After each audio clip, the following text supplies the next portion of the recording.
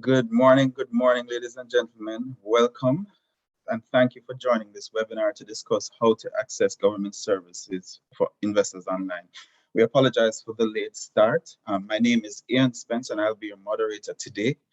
This session has been coordinated by the Project Implementation Department. Our mandate here at JAMPRO is to ensure all investors successfully implement their projects and have a platform for future reinvestment.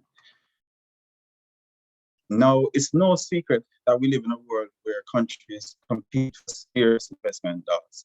Jamaica is also in the hunt for continued investment into our economy for all the economic benefits that such investments bring.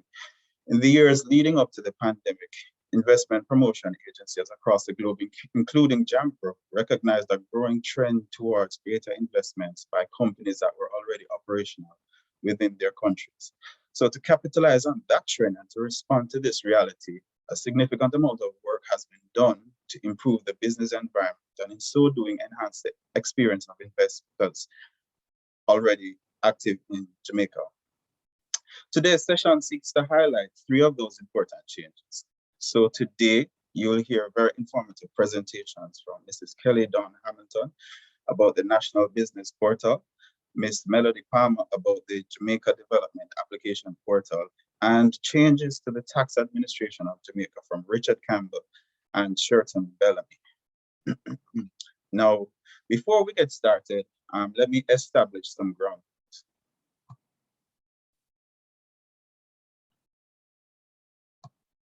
So this webinar is being recorded.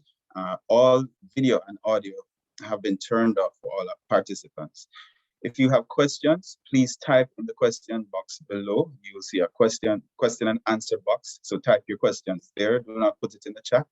Your questions will be answered by one of the panelists live or responded to in the box. So no verbal questions will be allowed. So without further ado, let me welcome Mrs. Kelly Dawn Hamilton. Welcome, Kelly. Thank you very much, Ian. Thank you.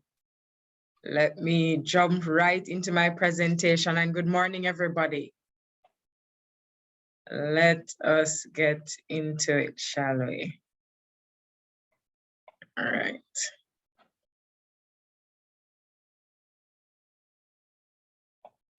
All right. So this morning, I have the pleasure of taking you through the National Business Portal. And the National Business Portal is one of the key tools that we here at JAMPRO has been leading the charge in developing in order to help our investors do business in Jamaica. Now, as you can imagine, doing business in Jamaica with the government of Jamaica is a cross-functional activity, and it touches on a number of ministries, departments, and agencies. And so as a business person, if you're wondering, where do I start in my quest to get information to start a business, to operate a business, and to succeed in business, the National Business Portal is that point of contact. So I'll take you through the background to the portal. I give a little breakdown of the project. What are the objectives? And we'll go through some slides that show you what the business portal can do.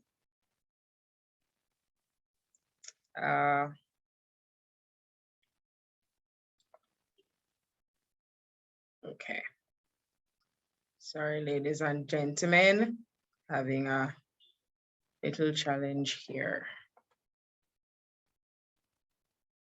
All right. Are you seeing my screen here? It should be coming up now. Should be coming. Not just yet, but it should be coming. Not yet. Okay.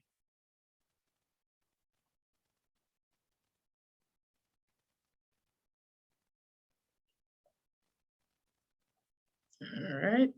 And while you get that sorted through, ladies and gentlemen, please remember, if you have questions, post them in the question and answer session. All right. Please post your questions there. No.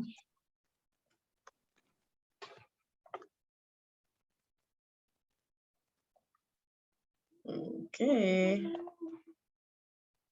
I think we should be good to go now. We are. So we can just put it in presentation mode. Right. All right. So a little bit about the business portal. The context of the portal is, as I mentioned, a single repository for doing business in Jamaica. All things related to how does an investor start a business to finish is housed on the business portal. And persons have been asking, is it live? Is it ready? Where can I find this information? And you can at dobusiness.gov.jm. Now, just to give a little context, that dobusiness.gov.jm, that gov.jm is important to remember because gov.jm is the overarching government platform where persons can find all things relating to online services provided by the government of Jamaica.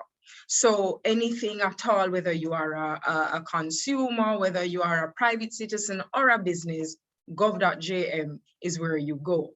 Now, the NBP was a recommendation coming from the National Investment Policy. And what the National Investment Policy is a framework for how we treat with policies in Jamaica, right? So it is a part of the business process and environment reform policy issue area. And I think that digitalizing government services resonates with a number of people because we do find it easier. We're in an era now where a lot of our services that we access as private citizens, we do so online. And a lot of our government services have been moving towards being provided online as well. And let's face it, it has made doing business and made our lives much easier. So the National Business Portal was also included in our 5-year manufacturing strategy. It is a recommendation coming from our global digital services strategy, and it is a part of the overarching thrust to modernize the economy of Jamaica, to modernize the provision of government services through digitalization, right? Now, as it relates to what's happened on the organizational side of the development of the NBP, it's a process that began in 2016 with JAMPRO's board endorsing it, the Economic Growth Council endorsing it, Government of Jamaica partners saying to us, listen, we need to be a part of the process early. It was a cry from our business persons that said, why is it that when I start a project, I'm only getting down the road input from ministries, departments, and agencies that maybe should have been a part of the process earlier? And so it was those increasing calls that led to the development of a concept called the National Business Portal in 2017. We would have received endorsement from the ICT Council, and we partnered with eGov Jamaica in 2018 in order to establish the portal. So the project started in 2018. Now, to give a little breakdown of the project, as you can imagine, any portal that is going to look at doing business in Jamaica and the provision of government services, that's very broad. That will span a number of areas. And so we have taken a phased approach to how we look at facilitating online government to business processes. So the first phase of the project is looking at content management, that provision of information as it relates to how you set up your business, access incentives, and going right across the board. And so that aspect of the portal, what we call phase 1, was completed in September 2020. That means that if you visit dobusiness.gov.jm, you will see a raft of information relating to how to establish your business, etc., on the site. And I do encourage you to visit the site to get the information. We also have what we call a discussion board feature of the portal. And what this does, it allows our ministries, departments, and agencies in the first instance, or government to government discussion forum, as we like to call it. So this allows all government entities involved in a project to have a discussion at the same time. So when you go onto the portal as an investor, you register your investment project, your investment idea. What happens is that JAMPRO is able to vet it to say, okay, this will fall within the tourism sector, for example. And then we're able to pull in the stakeholders in government, in tourism, so that we can discuss the project before we come back to you. So what happens there, what that allows is for a unified response from the government on your project, as opposed to you going to one entity getting one bit of information, another entity getting another bit, and you can understand the confusion that may cause. We also will be facilitating B2G, business to government discussions, and we'll also be looking at business to business discussions as well, and I'll get into that. Now, the third work stream that we have is called Portal Microservices. And what that really is re-engineering of processes and preparing them to be placed online in the first instance, and then putting them online in the second instance. So we would have re-engineered 8 processes already, and I'll get into that. Currently, we're going through placing those processes online. While we're going through the process of placing the first 9 processes online, we're also seeking to identify an additional 8 processes to be placed on the portal. So if you conceive of it, that the objective is to place all government to business services online, then you can imagine that at the end of the day, we'll be putting a number of services on. So over the count that we have now is approximately 80 services that may be placed on the NBP. Now, we can't do all of it at once. We have to prioritize in accordance with the availability of funding to facilitate these activities. Portal integration, and that is the fourth work stream, and that is the provision of a single access point to GOJ services. So the NBP does not stand alone. The NBP is connected to all other government service points, right? So we have to ensure that once persons go on to the site, that they're able to use it in a very efficient way, so that it's not separate from the other services that they may need to access. So, or B2G information provides a step-by-step process. As I mentioned, there's a quick investment guide on the website now that tells you step by step, if you would like to start a farm, for example, how you go about doing that. And it allows for persons to register their investment projects. As you can imagine, that is very important, right? And the discussion boards, as I mentioned earlier, will facilitate everybody being able to talk to each other. One of the key features of the portal will be the provision of a mechanism that allows private citizens to comment on documents that the government has sent out for comments. And a B2B matchmaking forum will also be placed on the portal. And I spoke to microservices and integration before. So the process is already re-engineered. Productive input relief, and that's an incentive that's provided for tourism, manufacturing, agriculture, health, and the creative industries. You'll be able to apply for your cannabis licenses, apply for divestment of crown lands and registration of pharmaceuticals on the portal. Now, this will happen in January 2023. These services will be online. For the future processes that will be included, and these will be completed by 2024, we have them listed here. Registering a factory, application for mining lease, application for accommodation license, application for criminal background checks and fire permits. So these are services that people use, and it will certainly make life easier if we're able to access these services online. So the benefits of the portal, as you can imagine, an increase in transparency, efficiency. We're able to streamline the experience. You're able to have one point of access through which you will see all things related to doing business. It provides a platform that allows government partners to be talking. It also allows you to track your application from start to finish. Now remember, you'll be able to track your application once the processes are online. And remember, the timeline for that is 2023, with processes being added until we reach the point of having all the processes online. And as you can imagine, it will allow for us to be able to generate reports and formulate gather data that is specific to how our investors are using the government services. So the objective will be to make it even more efficient. So for the investor, you will have a standardized experience.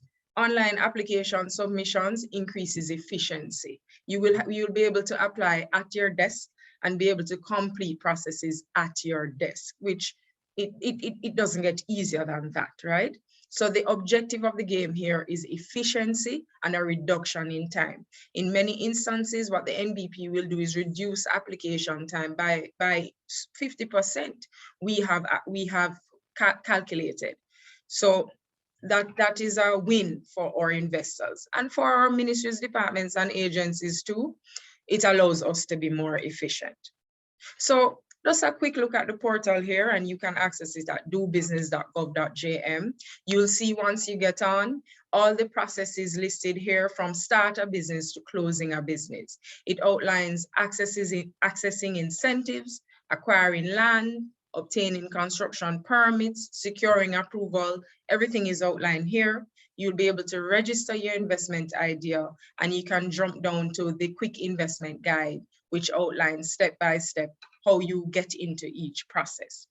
So the registration of investment, as you can imagine, it allows us to see quickly where you are, and it allows us to pull in all our MDAs, relevant MDAs, to provide feedback on your project. And here's another quick snapshot of what we get into on the site, and I encourage you to visit. You can look at registering your factory, secure electricity connections, etc.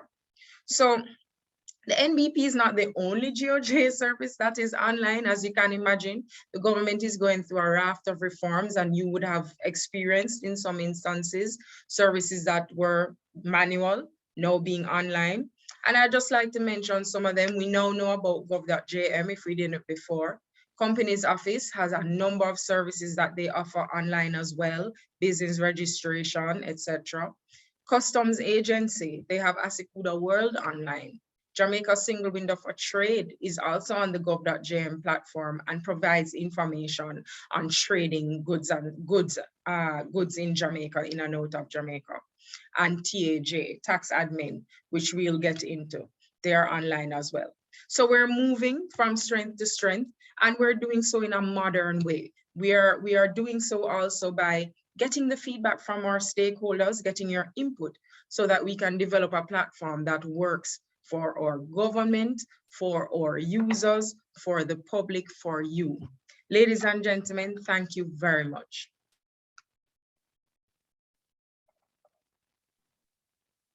Thank you so much, Kelly.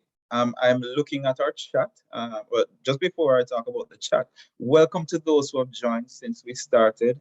It's great to have you here, and we're excited about the information that we'll be sharing. Thank you again, Kelly, for that comprehensive overview of the National Business Portal, telling us what is happening, what has happened, and what is to come. Now, I want to encourage our participants to post the questions so that anything that you are unclear about, you can have clarified. But since there are no questions, I am going to keep the program moving. Is everybody all right with that? I think so. So up next, we're going to have Miss Melody Palmer, and she'll be sharing with us about JDAP. So welcome, Melanie. Thank you. Good morning. Good morning to everyone. And thank you for having me. I'm about to share my screen. Okay, are you seeing my screen? Yes, I am. Right. Okay, so this morning, I'm very pleased to be here representing the Office of the Cabinet, and more accurately, the Public Sector Modernization Division, of which I'm a Modernization Projects Coordinator. And I've been working on the Jamaica Development Application Portal. So I heard Kelly Dawn speaking of the number of transformations and reforms that are happening in government, so that the public may be served much better, and that we may achieve more efficiencies and customer satisfaction. And that's what we really want. And the Jamaica Development Application Portal is a front-facing portal, but we'll get more into that. I'd like to give you a bit of history or the objectives that we'd like to achieve today. We'd like to just look at the background. Sometimes we have to step back before we can move forward. And we want to look at the JDAP functionality because it is a functional portal. And then we want to look at the benefits of the system because what use is a system without the benefits? What's in it for you? And then the next steps, and then we'll just go through a very brief demo of how the JDAP works, how it functions, what are you to expect when you visit the site.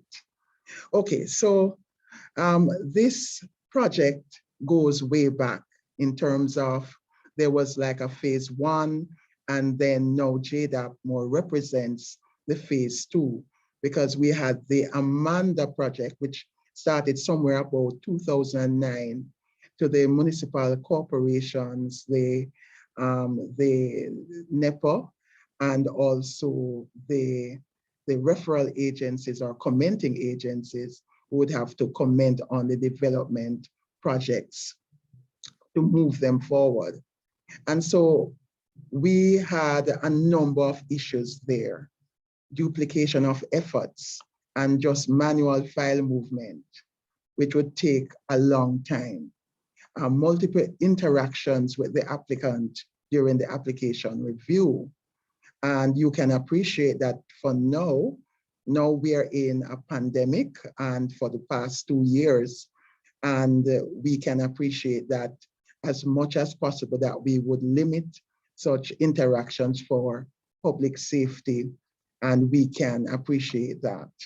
The applicant also had to connect with multiple referral agencies or commenting agencies like your National Works Agency, your Jamaica Fire Brigade, Ministry of Health, and so on. Those commenting agencies that had to, it had to pass through the workflow to be approved, to eventually be approved. And the process for the site visit and data capture was too manual and resulted in a number of delays. So there we have, a problem. And so we had to come up with a solution. So over the years, government and the agencies involved with the Office of the Cabinet, they had Amanda, which is an enterprise resource planning and monitoring software for business process automation. And so that was in the back end that was procured. And then later on, it was necessary to create or design a build on to use with the Amanda to process the development applications that were in the back office of the government of Jamaica entities. So JDAP is a front-facing portal that would be used to submit applications and then eventually make payments and also have tracking and also do search. It has a search feature. So we'll get into that later. So the Ministry of Local Government and Rural Development, then Community Development, was a key stakeholder, whereby the municipal corporations would be the entities that we'd want to roll out the JDAP. The Amanda was, and the back office would have been already there. And then the JDAP would have been built on it so that the development applications and environmental permits could be generated through that, using that facility. And so National Environment and Planning Agency was also a key stakeholder, which would have the environmental permits, and the referral agencies, as I had said before, your Jamaica Fire Brigade, the National Works Agency, Water Resources Authority, Mines and Geology, and so on. I don't think this is an exhaustive list, but then also we had some help, some funding, which was very important. The Jamaica Foundations for Competitiveness and Growth, FCGP, right here at JAMPRO, helped to fund the JDAP so that it could move forward. And this was designed to remove the inefficiencies in the system. As you can imagine there were a number of inefficiencies, a number of delays, bottlenecks, and so on. And so this did not help for business to be done better. And so if we are about doing business better and improving the index, if you will, for Jamaica, this was one of the areas that had to be tackled and had to be addressed. So in 2020, a select user group for the Jamaica Development Application Portal was piloted in 3 municipal corporations. So St. James, St. Anne, and Kingston and St. Andrew Municipal Corporation, along with NEPA, they were used as the entities to pilot this JDAP, this project. And so we had some amount of response, and especially within the Kingston and St. Andrew MC and NEPA for the environmental applications. We had a number of environmental applications, right? But we proved that the portal does work. For Kingston and St. Andrew, we saw that there were some building applications that were submitted, and we have noted, you know, whatever issues. And I want to say at this point, I've looked at other jurisdictions, and one Coronet in Singapore, and what they have done is that they have rolled out this and continued to enhance the portal so that the customer may be satisfied at all times. And listening to feedback is always important. So where we're at now, 2022, the Office of the Cabinet is also providing limited amount of support for a few more MCs and commenting agencies for further deployment of JDAP, because the MCs have come to us and they have said that they would like to be onboarded, for example, Trelawney, St. Mary, and especially in the time of the pandemic, they have said their clients have come to them, have approached them and said they'd like to use this portal. Isn't that great? So we have listened and we have provided some amount of support as it relates to workstations, large viewing monitors, and webcams, so that this process may be better facilitated and that business may be done better. So here we look at the functionality of the portal. We want to say it reduces paper-based submission, although you still have to print the 3 copies of the plans, the building plans, so that this may be submitted to the municipal corporation. Integrated approach for making payments. The system is designed to calculate fees as the application is being verified, and you have an online payment facility for the applications. Also, you are allowed, or there's a feature for you to view the application milestones and status online. So JDAP has this feature available to it. It also has security features that uses security logging requirements to protect each account and sensitive data. So we can appreciate that there's some amount of sensitivity to your data for the developments and different aspects of it. And so that is built in to the portal. And it offers the client greater flexibility. So we have heard anecdotes of different persons, instead of going into NEPA head office, they would just apply for it online, and then they would, you know, have that feature and facility made available to them. So they would not even have to go in face to face. And we are pleased to hear that persons have accessed the service. through that method. So currently, the platform can process environmental permits and planning and building permits. And so that has been done. We have tested that in the SUG, and we are going to continue to enhance the portal as we sense and respond and listen to feedback from our customers. The benefits of the system, yes, we have to always, note the benefits, because what sense, do you have for having a system if there are no benefits? So first, you have reduced processing time. Then you have easy tracking of application by applicants online. This is a technology age that we want to be in the know.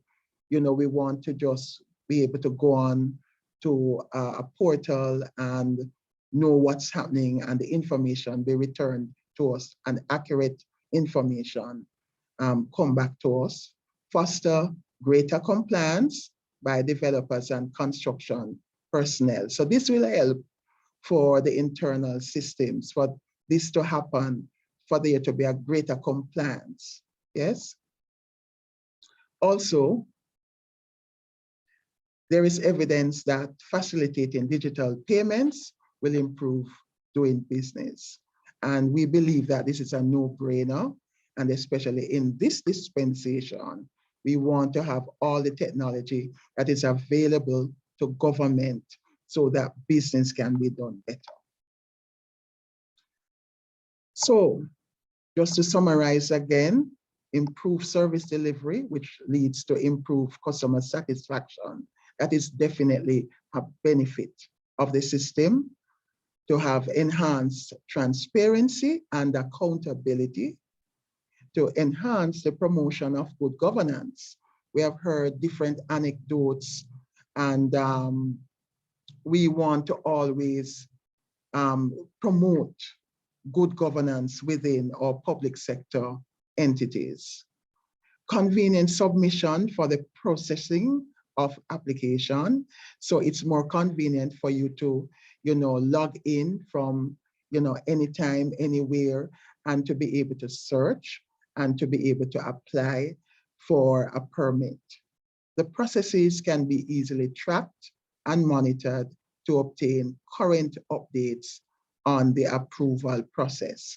So when you make an application and submit it online, there is a reference number that is returned to you. So then you're able to track, and then you're able to see the information and the status of the information, while the persons within the back office or the municipal corporation and NEPA, they would be able to do their processing and send information to you in a timely way. It enables a successful and timely implementation of projects. So a lot of your projects are time dependent. And so you might want to know, well, when will I, get through according to my project, according to my schedule, I have just about, say, 9 months or whatever the amount of time you have. And so you'll be able to plan more carefully, after this, after you have done and used this portal, yes? So our next steps include the continuous improvement in the form of enhancements. As I've said before, no portal, no platform, it comes, with perfection, and you will have to sense and respond and listen to your customers, and then improve in different ways as you go along. And also, just to repeat, the Office of the Cabinet will continue to give funding and give some amount of support as it relates to the deployment of JDAP for municipal corporations that would like to be onboarded, as well as fomenting agents such as the Jamaica Fire Brigade and National Works Agency. So though that's the list of entities that we'll be supporting in the very near future, because they have expressed an interest in wanting to be deployed with the JDAP. So Trelawney, St. Mary, St. James, St. Anne, and Kingston and St. Andrew, they were already piloting the JDAP. So it's just to give them additional support, yes, so that we may move forward. All right, at this time, I will just go briefly into a brief demo. Let me know if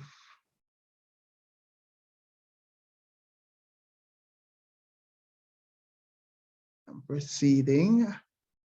I will then ask you if you're seeing my screen. Just a moment, it's still swirling. Sure, no problem. And while we wait for that to come up, Melody, morning folks, just want to point out and remind you that if you have questions, post them in the Q&A dialogue and not the regular chat.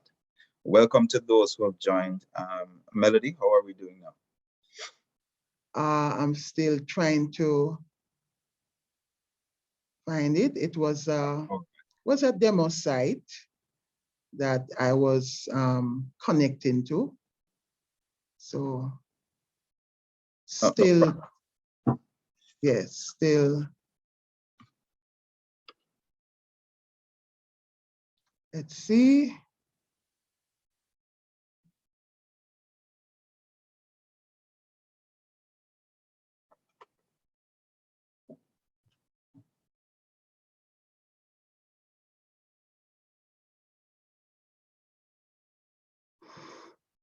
It's still swirling. All right, so no problem. In the meantime, Melody, I see a question here, and I think you alluded to it in your presentation. So Paul Michael Campbell is asking, how is the public experience now from the implementation of the program? And it sounds like he was talking about the implementation of JDAP. You mentioned that there is a mechanism set up to receive feedback. Perhaps you can comment on maybe what you've heard from those who've been engaged in the process so far. Mm-hmm. For those who have chosen to use it, especially for the environmental permits, it's very convenient. It's very convenient for both public and staff because the interactions are reduced. And so, as I've said before, no one saw COVID or a pandemic coming. And so this has proven to be very ideal in terms of, having less interactions. And so it would promote safety. And also it's just a matter of, as I said before, you'll get a reference number, and when it's ready, then you'll be contacted and just go and pick up. So again, it's convenient and also fairly easy to use. Yes. Let me just also say that you'd also have to have a checklist before you start. The internet browser, I mean, in terms of the capabilities, Internet IE Explorer 11, using your Google Chrome or Firefox, Safari, your internet speed should be at least 8 megabits per second or more, and your file size that you have to upload must be no more than 50 megs. And again, I checked with other jurisdictions across the board. This is the best practice, that you have to have a checklist to inform the customer. And so persons have been using it, and it has been pretty, they have found it to be pretty convenient. Oh, okay. Thank you so much for that explanation, Melody. So Melody, we're going to move on, but just before we move to the thank you so much for your presentation. That was quite informative. I don't know if there was anything you wanted to say subsequent to the demo that maybe you could still say, or if that's not the case, then we leave it. Yes. There. So although we're not able to access that area right now or access it, you can use the portal from anywhere, anytime. And so one of the things we have found that persons are concerned, about security. And again, we're fixing that in terms of digital signatures. So at this point, that is not a part of the feature, but we'll be working to see how we can enhance that.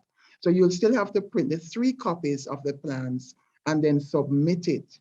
And then that internally would be, that would be signed off too, and so on. So we are not, have not reached there as yet, but what is there works, it is functional, and so it is convenient. And so there are just these other parts that you just have to bear in mind as you apply online. Okay, thank you so much, Melody. Really appreciate the information and the presentation. Could I ask you to post, for the benefit of those who would want to try the demo, could you post that link in the chat so that participants can go ahead and try on their devices? And let me address one of the questions. Let me ask Kelly to address one of the questions that was asked in the Q&A. Someone asked, what is the difference between registering your business on Doing Business Jamaica platform as opposed to using the company's office? Kelly, over to you. Thank you, Ian. So once you're registering on the Do Business website, what that does, it firstly alerts JAMPRO to the fact that there's a potential project that allows us to review and allows us to bring in the relevant ministries, departments, and agencies to discuss that project. So that's what that registration does. It gives you the opportunity, or it provides partnership with JAMPRO, who will then help you through the operationalization, conceptualization, and basically working through the government processes that you will have to work through to get your project going. If you're registering with company's office now, that is the registration of your business. And of course, that registration comes in different forms. You can register as a sole trader, partnership, limited liability company, company limited by shares, etc. So that is the difference. It's 2 different processes that provides 2 different outcomes, but certainly two important processes that investors will have to go through. Thank you so much, Kelly. Someone asked as a follow-up question, what if you have already registered for the COJ? Or sorry, with COJ? Then that's fine. Then you would have your company registered, and your next step now is to get going with your project, and that's where JAMPRO comes in, and we're here to help you to move through the various processes that you will have to move through to get your business up and running. Absolutely. Let me address a question that was posted in the chat, and just so you know, it is actually supposed to be posted in the Q&A. Randy asked, well, someone asked, I'm not able to see just now, but somebody was asking, where are we at with the incorporation of digital signatures? And perhaps either you, Kelly, or Melody could speak to that briefly. Yes, as I had said before, so let me answer for the JDAP side. It is not yet something that is in place. We would have wanted to be ready prior to this, but it is something that we are exploring, and we are seeking how we can find solutions for it. In the meantime, as I said before, the 3 copies of the plans could continue to be submitted, and then internally that is done. So that's something that we are looking on in earnest, and would comprise of one of the enhancements that would be to the portal. Okay, thank you so much. Kelly, did you Sure. I just wanted to add to what Melody just said. And absolutely, that's something that we are taking into consideration as well. Just to note that in some instances, the requirement for digital submission will require legislative amendments. And so it's not just about being able to do it online, but looking at the whole environment that will facilitate the process being placed online. And that is definitely something that we're working on too for the processes that will be on the National Business Portal. Okay, thank you. Thank you so much. I have another question, and I think Melody, this may be more directed to you. Is this portal, and I'm assuming because you were speaking, but let me not assume. Let me just throw the question out. Is the portal for all businesses, local as well as for foreign? I think the answer to that is yes. But for ongoing companies, they're asking, can this be used for NEPA licenses, like NEPA, the renewal of NEPA licenses? So is that true? Definitely, yes. And also they may contact NEPA to help to facilitate the process if they need more information, but they can use the portal to renew license, because especially in 2020, shortly after the pandemic, we found a number of businesses were stymied in terms of they weren't sure what to do. And so a number of entities that came forward and they approached NEPA and they got their environmental licenses this way, the permits this way. Excellent. Kelly, did you have a comment They on may that? also contact NEPA to get more info. All right, thank you so much, Melody. I just wanted to say, Jan, that the NBP is for everybody doing business in Jamaica. I think all our platforms, all our government platforms that relate to doing business are for all persons doing business in Jamaica. Right. Thank you for that. And that's important because we cater for everybody, and everybody means everybody. All right. Someone is asking, Rashida is asking, is there going to be an FAQ page or an online help chat? I suppose this would be for both JDAP and for the NBP.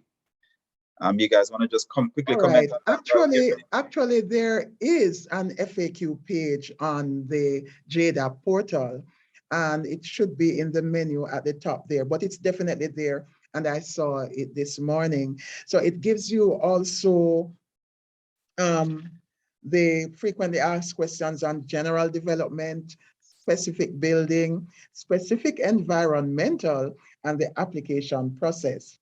And you can imagine an FAQ would have a list of questions that would seek to preempt and detail the answers and the responses that you'd require. For example, there's a question there, which is a frequently asked question on what is a development, and it gives the answer.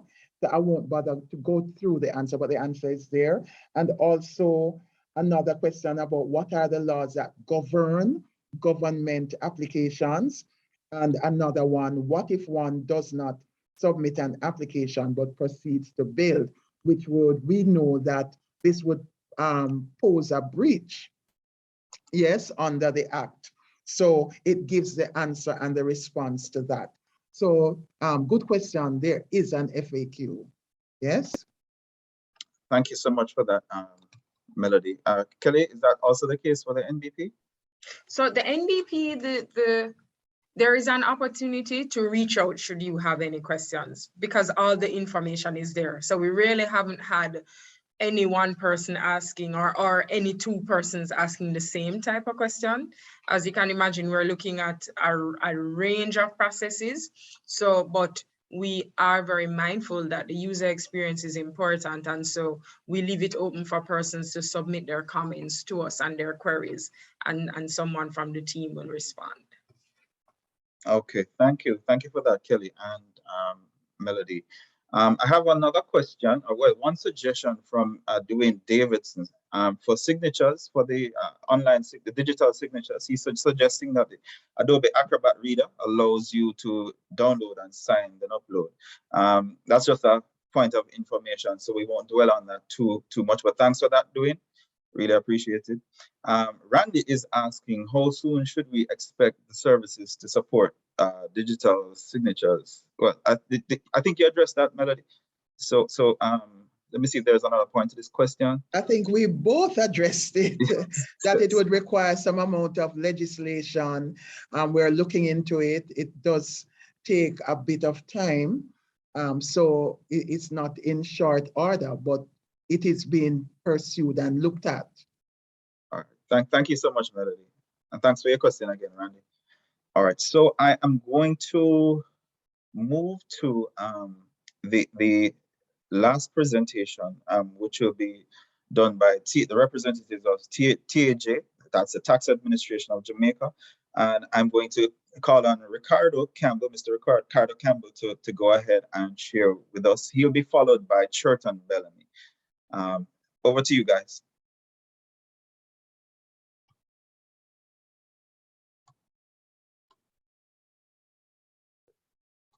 All right. Good morning, Ian. Just to say that we're going in another order, as I will go first. All right. No problem whatsoever. All right. No problem.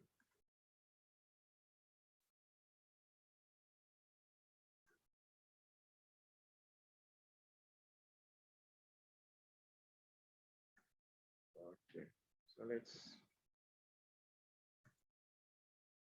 So let's go.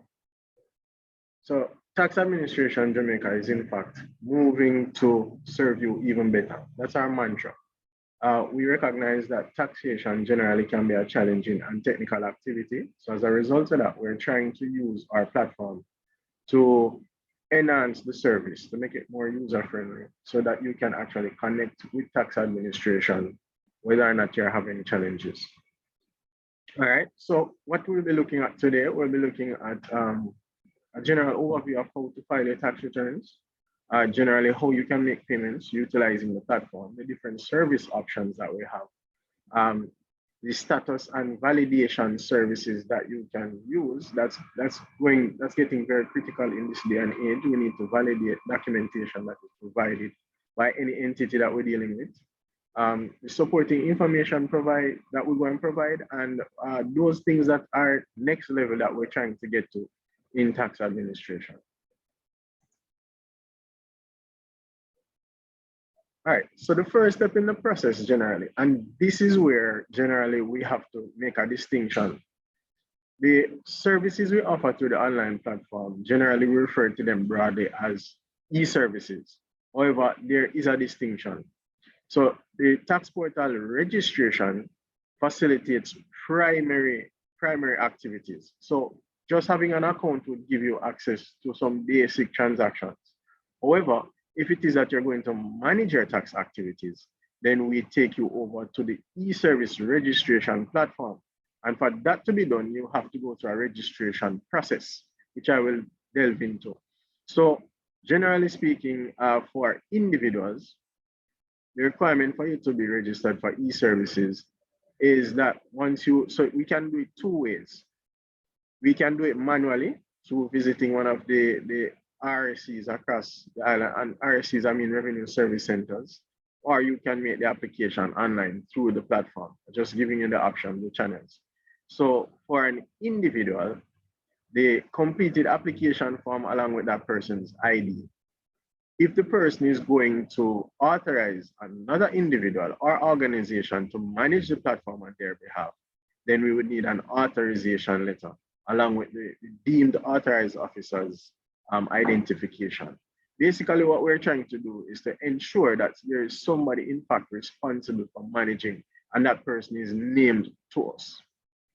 All right, from an organizational perspective, the application form would have to be accompanied by a deemed authorized officer along with that person's ID. So we're ensuring that in the interaction, there is somebody designated as the responsible officer for your entity. So just to reiterate, just having an online account provides you with some basic transactions. Once you're registered for e-services, then you will be able to carry out tax-related transactions. All right, so these are the myriad of filing options. So currently, most persons in their interaction with tax administration, the primary reason for the interaction is for income tax. Now, there are different organizational types in Jamaica as listed under the Companies Act. And if we're going to go as basic as possible, we can take back ourselves to POB class. So the organizational types, the sole proprietor, and in Jamaica, that is the head cook and backwasher. They basically engage in all the activities of the business, core functionality, as well as the administrative processes.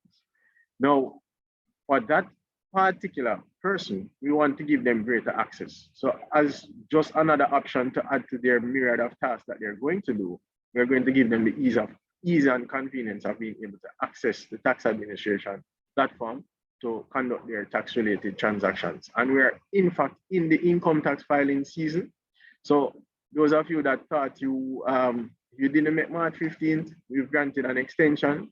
So up until the 22nd, you're still able to make your income tax submission. So the next level that we move up to, where income tax is concerned, is partnerships. So 2 or more individuals, 2 up to 20 individuals coming together, sharing expertise, deciding that they're going to operate a business venture. Then they go ahead and they make their income tax declaration. Now, the partnership is simply declaring the income earned by the business. The income tax component for a partnership generally is nil. So it's each of the partners, the benefit generated from the business, each of the partners will have to report that. So we're going back to the individual situation. The next level from that is the limited liability company. And we know that there are different functions generally are segregated within limited liability companies so as to facilitate and streamline business processes. So most likely it would be the administrative section that would have the access here. However, we're just giving you the options. Now, charitable organizations also use the platform, and this is to make their declaration with respect to income tax. Charities don't pay income tax per se, but they have to declare so that we know where it is that the funding that they get, how it is shared. All right, payroll taxes. Now, this is a monthly activity. So on or before the 14th of the month, after salaries have been paid, tax administration is expecting a declaration with respect to each of the employees that you have as to the amount that they were paid and the taxes and deductions that should be taken. So instead of having to join a line, you simply complete this application online. Now, whether you have challenges in the tabulation, we offer services to facilitate an enhancement of learning where that is concerned. But it gives you a lot of time to be able to just upload your information to the platform and the submissions are done. General consumption tax. Now, we say that most organizations, it's easier to say which organizations are taxable than to say which ones are not because of the long list of taxable activities.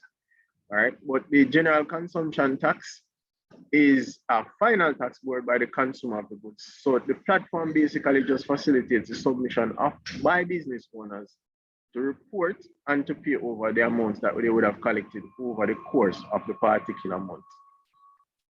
Betting, gaming, and lotteries, these transactions have been streamlined in collaboration with the Betting, Gaming, and Lotteries Commission. So we basically are facilitating payment on behalf of their clients. And what it does, it enhances their productivity. They can just go onto the platform, make the payments, and then present these documentations or send these documentations through the electronic platform to the Betting, Gaming, and Lotteries Commission so that they can fast track their applications. Asset tax, well, this is primarily for financial institutions. In 2019, the finance minister gave a reprieve for everybody else, basically. So it's just financial institutions that currently use this functionality. Trade license for those persons that are engaged in any business activity whereby you're trading tangible goods, then you would be required to have a trade license. The municipal bodies, they generally are the bodies that enforce the payment of a trade license, but we act as a facilitator for them in relation to payment and the application for the license. So This is another step, making the process easy so that validation can occur on the back end. And there are several other tax types and several other payments that are facilitated, but the essence of it is just the convenience. Anywhere you have internet connectivity, if you can use your smartphone, tablet, the filing options can be completed. There are no hindrances as long as you have an online platform. Payments. Now, generally speaking, most persons don't want to attend to the tax administration, especially in a pandemic. If we traverse the major thoroughfares, we see the lines that are backing up at these facilities. So as a result of that, we've taken an impetus to be pushing more of the payment options online. So right down to as basic in relation to licenses. All of them haven't been fully operationalized yet, but we're getting there. So you can make your core taxes, your property tax payments, and property tax payment date is right around the corner. It's the 1st of April. So instead of having to go down to the tax administration office, even though we enjoy your company sometimes, it makes it much easier if you do it on the platform. And you can also make a request for your payment advice, your certificate of payment, so that you can present it in the event you're doing any legal transactions in respect of the property. The unfortunate situation that you end up getting a traffic ticket, that can be done on the platform. However, we do advise that you give it at least 3 to 5 business days after the ticket has been issued so that it can be updated, because there is an interaction between our system and the police database that has to be, the information basically has to be updated before we have access to that payment functionality. So we've mentioned the fees. You can also do your hotel license on that particular platform. We are also moving to streamline a lot more of the stamp duty and transfer tax transactions so that they can be done online. Now, generally, well, for over the past couple of years, what we've done is, before you only had one pay station for stamp duty and transfer tax transactions, which would be, you'd have to come into Kingston. But we've since enlarged our channel, and you can actually complete those functionalities at the Maypen Revenue Service Center, as well as in Montego Bay at the Montego Bay Revenue Service Center. So we've taken it one step further, whereby you can actually go onto the platform and you'd be able to make all your stamp duty payments. The payment options. Now, recently, persons have been reaching out to us and saying that there is some restriction in relation to the different ways that you can pay. And as a result of that, we've reached out to the financial institutions, and what we have sought to do is to facilitate almost every possible internet or online payment channel to make your business processes much more streamlined. You can stay wherever you have an online access, you can get on and you can make your payments. So the first 2 options that that are embedded within our system is the credit card option and the electronic funds transfer. I hasten to include that your debit cards can now be used as with credit card functionality because of the chip enhancement in your debit card. So most of your debit cards can actually now be used to complete credit card functionalities on the platform. All right. The electronic funds transfer option, which is embedded in the tax administration website through the e-service platform, is currently, the only one is there currently, which is for those persons with a Scotiabank account. But we are moving, and there are some things on the horizon so that we can incorporate other banks. All right.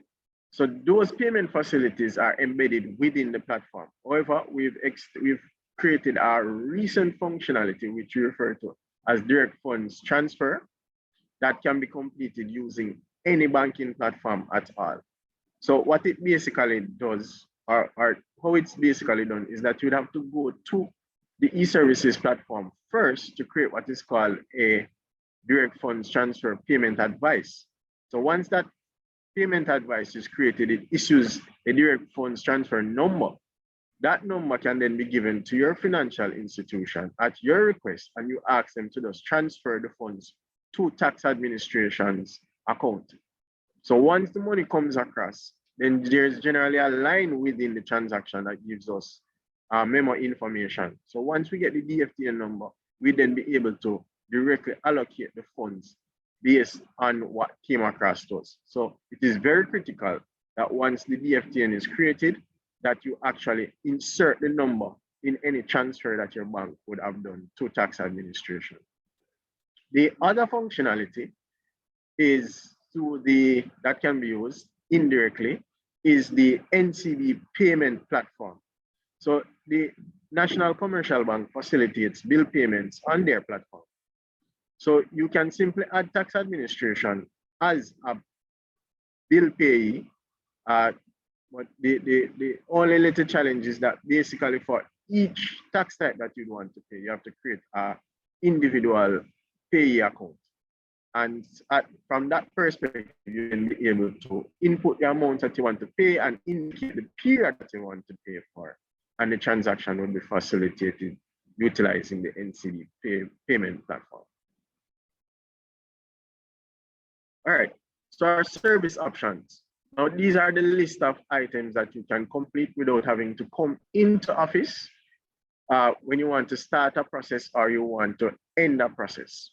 So as I indicated at the start, for those persons that would have created an account and want to be able to complete payment transactions, they can actually go to the payment platform after creating the online account to apply for the e-service functionality, whereby you would then be able to go on to manage your tax-related transactions. And that is the application for e-services. All right. Now, most of our business processes in Jamaica right now currently require an application for a tax compliance certificate. So through the online platform, from wherever you are, you can actually make your application. Now, we're actually working to have a one-stop shop facility whereby all the organizations, all the stakeholders involved in the tax compliance process, and those namely are tax administration, the National Insurance Scheme, the National Housing Trust, and the HART NSTA. So to prove your compliance, generally we ask that you get clearance letters from these other entities. However, because of the pandemic generally and the challenges with accessing information from these organizations, tax administration in collaboration with the other stakeholders have taken a position whereby we would be the validation option. So once you make your submission for your tax compliance certificate, we would then seek to get the clearances from all these other entities so as to make the business process a lot more streamlined. However, where it is that you have an outstanding obligation, in particular with any of the other stakeholders, it is at that point that you would have to make a visit so as to get clearance from them. Because tax administration, on most occasions, we act as a payment point, but the administration of each of the contributions and additional tax types are in fact administered by the stakeholders. So we're not taking over anybody's responsibilities, and we don't want to pose any challenge in that regard. So you'd still have to go to those administrative bodies to get clearance. Once everything is generally speaking is all right, then tax administration would seek the clearances on your behalf. We've recently introduced a novel feature whereby what we're doing is attempting to reward you for your degree of tax compliance. So if it is that if most taxes and contributions are if all taxes and contributions are up to date, all the declarations are made, then the system automatically approves your tax compliance certificate. So what it does, it goes and it runs a check for each of the tax types. And as long as all the submissions are in fact up to date and all the payments are on time and due, then 1 month, it begins 1 month before it starts to check. And a couple of days before the tax compliance, the previous tax compliance certificate is going to be terminated, it automatically generates another tax compliance certificate, so that you could all you simply do is to switch to the use of the newly generated tax compliance certificate instead of having to apply for a new tax compliance certificate. So one of the ways that we're trying to serve you even better. All right. I must point out though, if it is that you are making nil submissions, the system does not do an auto approval for nil submissions. We have to see where it is that there are some transactions. So you, in fact, you have employees, you in fact are doing transactions. So there is a trading element that we're considering in the issuance of a tax compliance certificate. All right. The next application type that you can do through the platform is application for Gct Deferment. And this functionality generally is for persons that are engaged in the manufacturing process. We want to ensure that the manufacturing process is not impeded at all. So an application can be done for deferment. What this facilitates is that the general consumption tax that is generally paid at the point of importation of their raw materials. Basically, what we do is give you a waiver until you have put those raw materials into a finished good format. So at that point, then we charge the general consumption tax. So it is something to allow you to use a greater amount of your capital in the manufacturing process and bring the goods to a final good status. And it is at that point, then you would have to do the computation in relation to what would have been paid and how much you are in going to charge. Application for GCT and special consumption tax registration. Again, these primarily affect manufacturing entities, but for all other bodies that are engaged in taxable activities, we encourage that you use the platform to register for general consumption tax. The application for unemployment refund, where it is that you have suffered job loss within the current year, after a specified period of time, as long as you would have made income tax deductions would have been made, but because of the duration of time, and you would not have earned any additional income for that current year, then you'd be entitled to an income tax refund. And as a result, you can use the platform to apply for that refund. The last option that we're going to speak of now is application for a permitted accounting period. Now, there are some clients that we have that generally start their businesses not deliberately, but sometimes because of the startup process, their accounting period that they want to use sometimes stretches across 1 calendar year. So it borders on 2 calendar years. If it is that is the case with your particular organization, because sometimes it falls outside of our income tax due date window, we make the suggestion that you apply for a permitted accounting period. So one, what that does is that it ensures that your accounting period as you prescribe it is validated, and 2, that it doesn't put you in a disadvantage as in relation to the income tax due date. All income tax declarations are due on or before March 15th. Now, supposedly we have an organization that started business, say in June. The end of their accounting period most would take them to May, which is outside of the accounting, the accepted period from tax administration perspective. So we suggest to you to apply for a period referred to as a permitted accounting period, which allow you to fairly recognize your trade year and to make your submission without any disadvantages to you.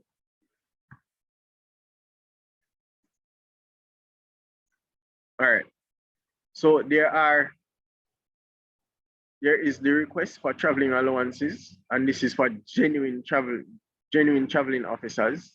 If your organization is going to be engaging employees that have to travel, they have to do distances in order to complete their job function. The traveling allowance is a tax-free option, but we have to apply for it. It has to be certified by Tax Administration Jamaica. You can also apply for a specified services exemption.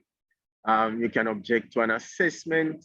where it is that you did not make a tax declaration, you can actually, and you are assessed, then you can object to it through the online platform.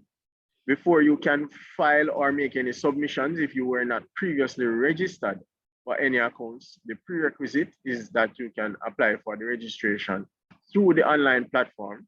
As I alluded to before, in relation to the payments, generate payment advice and the direct fund transfers, so that you can get that number to put into your banking transfer. You can actually upload withholding certificates for those organizations that are going to be required to be withholding income tax from for parties that they're going to be engaging transactions with. And you also have this last functionality of initiating a TRN application. However, it is that once you would have completed the application, you would still be required to attend in office to provide the original documentation. And currently that is just a basis of validation to ensure that we have the original legal documents. All right, just quickly going through service options. Generate statements of accounts. If you're unaware of your balances, you can actually generate that on the platform. And what we're basically attempting to do is to go paperless, so you can actually generate and have those numbers on your computer screen. Register for TRN branches. You can actually send messages to tax administration utilizing the platform. You can upload P45 for persons that you've disengaged because of challenges that you might have. You will be able to upload that information to tax administration system. So what that would effectively do is to give us an idea of persons as to the level of taxes and deductions that would have come out, so that they can get that benefit going forward to their new organization, and as well that they don't fall prey to double treatment of the income tax threshold. You can, for charitable organizations, they can submit their 0 rating submissions through the online platform. Status checks. Any document that is produced by tax administration, you can actually validate it utilizing the platform. And that non-login validation function ensures and it guards against fraud. So anybody submitting a document and quoting that it is from tax administration, you can actually validate it. Now, we also have tracking capabilities on the platform. Any refund or any driver's license, any motor vehicle registration that you apply utilizing the platform, you can actually track the status of the transaction utilizing the online platform. All right, so I mentioned some of these a while ago. We can validate the documentation coming from tax administration. Oh, so where we're going. Currently, we've implemented a pilot phase of you being able to complete your motor vehicle registration online. And as I said, we're still working out the kinks. It is in fact a pilot phase. But what we're moving towards is for in phase 2 of the full implementation is to allow for the delivery of your motor vehicle registration to your home address. Isn't that a novel feature? You actually just apply for it and it's delivered to your house. All right. We're also going to be facilitating the upload of the P45 by your new employer, so that it validates what the taxes and contributions that would have been taken previously, so that the employee is not overtaxed. We are working to have more of the licenses and fees being placed through the online platform to make life a little bit easier where that is concerned. We're attempting to improve the aesthetics of the platform so it's much more user-friendly. We understand that sometimes the tax jargon and the technical terms, the layman is not often off it. So we're working to simplify those things so that the platform can be used better. Just the last one that I'd want to mention is the common reporting standard, which will shortly come online, whereby there's a benchmark for the reporting standard used by all financial institutions across Jamaica. All right, so I'm now going to hand over to Mr. Campbell for him to give you a brief demonstration. Last point, if at any point in time you have any challenges on the platform, we have several how-to guides on the platform. So you can simply click on them and the necessary material as well as the steps to go through are actually provided in the how-to guide. I now hand over to Mr. Campbell.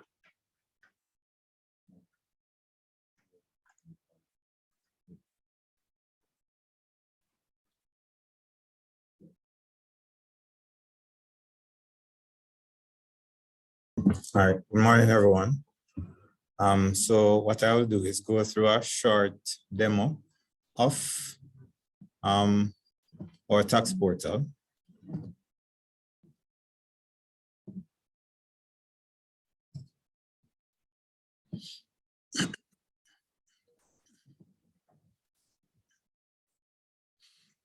All right, so this is the TAJ's website.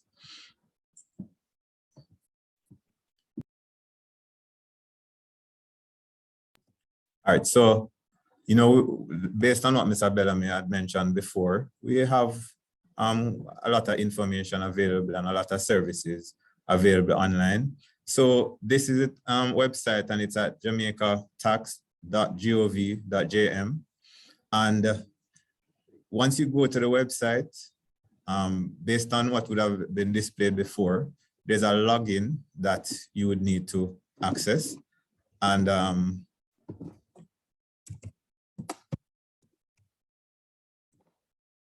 so a customer would be able to log into the portal, and in creating this initial login, you generally would need an email address, and you would not need to interact or send any application or anything like that to persons within TAJ to action. So once you log onto the portal, you will see some options there, and we mentioned before the traffic ticket payment. We have non-log-on validation services where persons can validate GCT, 018 letters, and so on. There's also ability to pay motor vehicle fitness fees. And there's also the option to actually make payments to tax accounts or any other account without necessarily having what we call the e-service account, as was mentioned earlier. So once you click on, for example, non-log-on payment here, you will be guided in terms of some information, and there's a host of different payment types that you can select from and make those payments. So that is one option available. Just a minute. So, all right, back to the e-service page. Persons can generate receipt for payments that would have been made online, check driver's license status, apply for TRN, which is the initiation for TRN that was mentioned in the presentation earlier, check refund status. So the website in general have all of these options here that persons can do.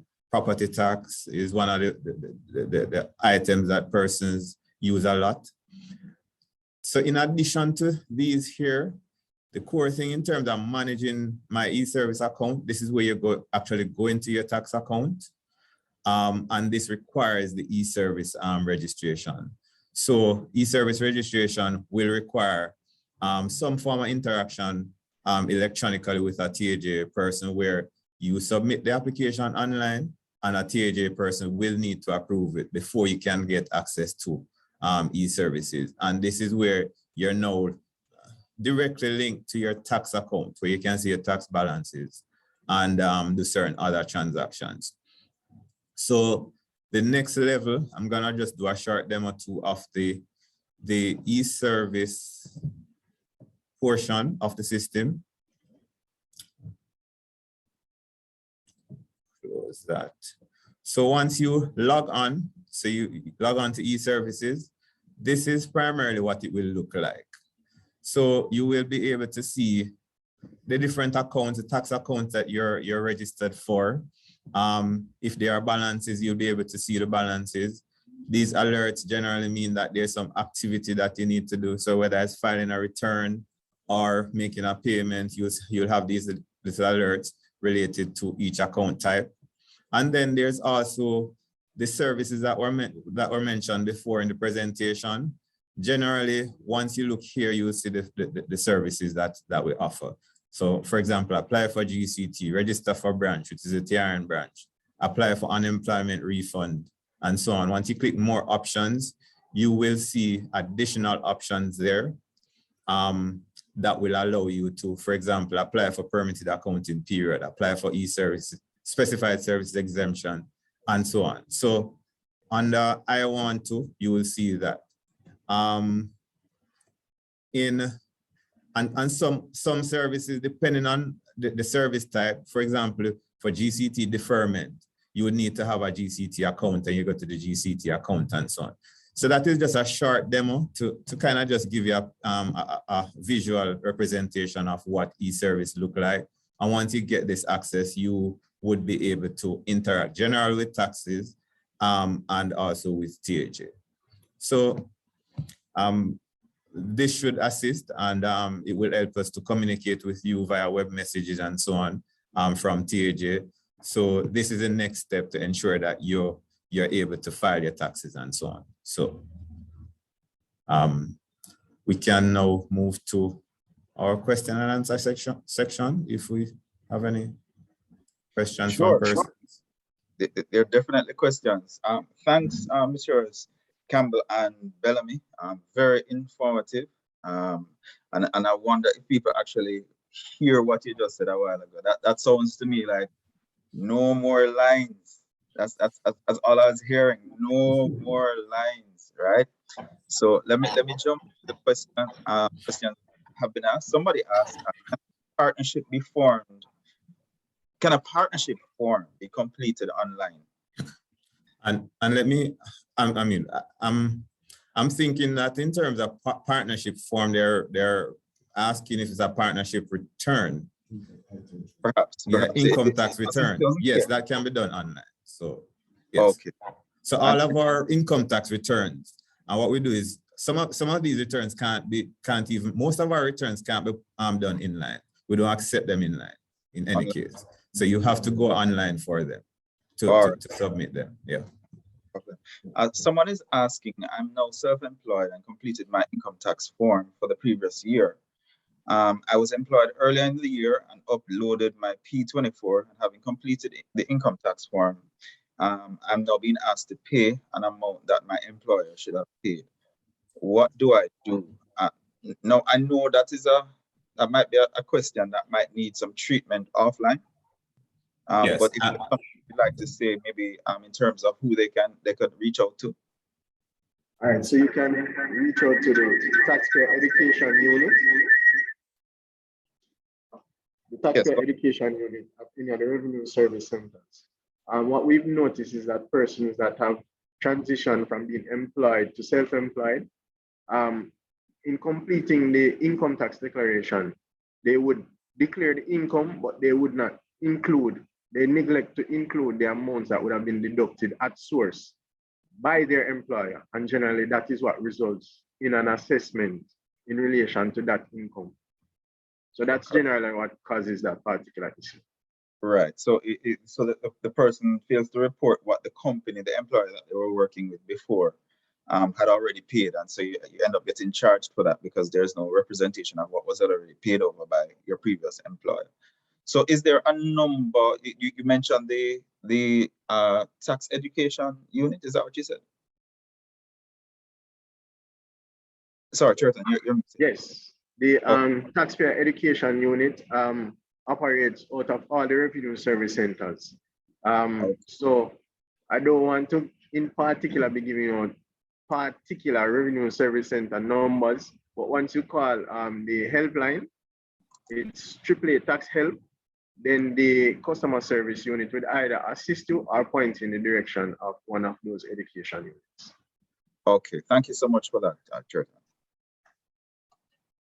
Donovan McLaren is asking, does a registered charity have to apply for GCT status separate from a TCC?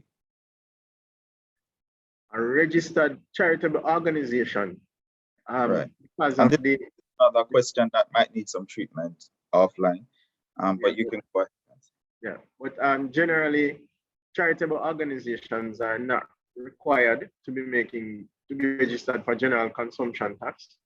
Under the Charities Act, they are in fact exempt, but the exemption has to be applied for.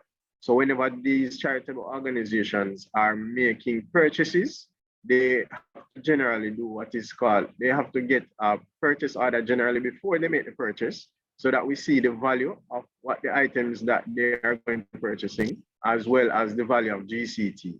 Then that is applied for, submitted to the online platform, and the tax administration will do the necessary verification to ensure the amounts, and then we would then approve the zero rating and send back a letter to them so that they can use that in the process of making their payments, so that they don't pay general consumption tax.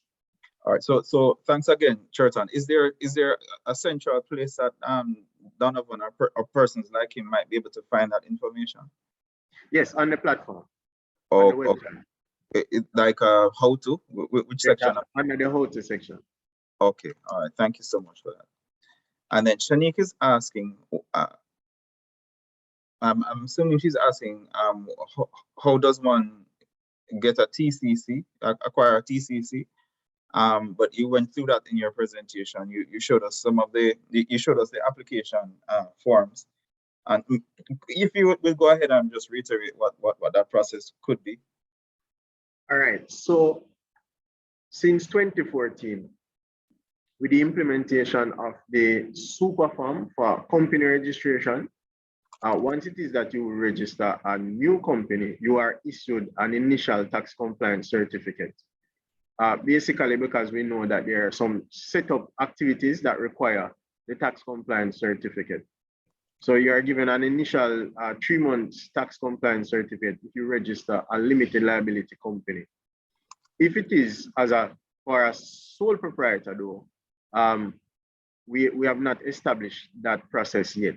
So you would have to make a visit to tax administration, whereby an interview would be completed with the compliance unit to assess the direction of where you're going in relation to the business, and any initial estimated declarations that would need to be made would have been completed, and then a tax compliance certificate would be issued.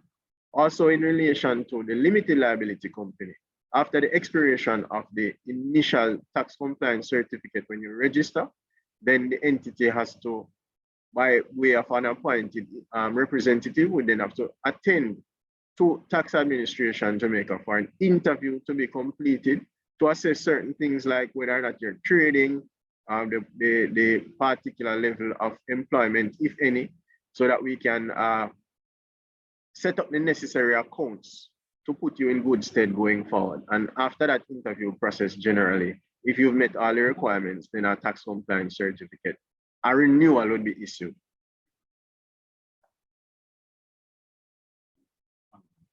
Thanks so much for that. Sorry, I should mention the online option, whereby the auto approval, where it is. So two things. Once it is that you've gone past those initial steps, then you can always apply for the tax compliance certificate through the online platform.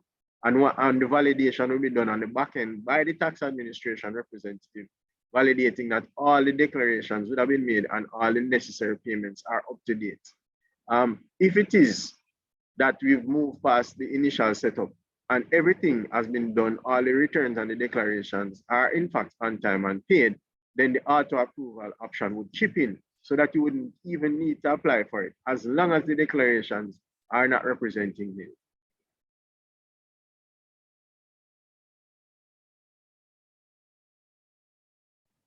Sorry, Alison Hines is asking, after the TCC is renewed, how long is it valid for? All right, so there are generally different classes of lengths for tax compliance certificate. You can get anywhere from 1 to 3 months, dependent on what you've applied for in the first instance. But generally for businesses that are operational and are fully up to date, you generally get between 3 to 6, well, 6 months. If there are any mitigating circumstances, you get 3 months, or based on the assessment of the compliance officer. there is a tax compliance certificate option that is available. If it is that you've been on time, all payments and everything has been up to date for 12 consecutive months, you can be issued with what we refer to as a gold tax compliance certificate, and that lasts for 12 months. So it's a reward for being on time. Thank you for that. And just to verify something I thought I heard you say, the work that you're undertaking now, will see us one day generating or getting just self-generated tax compliance certificate. Is that what you had said? Meaning after that one expires, then you don't have to go through the renewal process. There's something you need to do, and then it will be automatically renewed. Was I hearing you correctly? System, yes, you were hearing me correctly. The system does a check to validate 1 month before the enforced tax compliance certificate expires. It begins to check to see that all your declarations and payments are in fact up to date. And once it is up to date, close to the period where the in effect TCC is going to expire, then it will automatically generate a new tax compliance certificate. Okay, all right. Thanks for that, Cherton. And we are a little bit over our time, and so as to respect the time that we had indicated was allotted for this this webinar. I'm just going to go ahead and say thank you to our panelists. Kelly Dawn Hamilton, thank you so much. To Melody Palmer and to Messrs. Campbell and Bellamy, thank you so much for this wonderful information. It's great to know that the business environment is being turned right side up, to facilitate both investors, and a lot of these things that I'm hearing are actually going to affect just the regular everyday person on the street. So this is excellent. It's great for business. I want to thank the participants who stayed with us and those who've asked questions. We want to assure you that if your questions aren't addressed here, we have your email addresses based on the fact that you would have registered, and we'll be able to address the questions that were posted in the Q&A, which you may still have, which are unanswered. Let's put it that way, because there is another question, but due to the time, we really have to wrap up now. Want to say a big thank you again to the project implementation team who put this together. Thanks again, panelists. And if there is there is nothing further to say. So have a great day and continue doing business here in Jamaica. God bless you. God bless Jamaica. Bye now.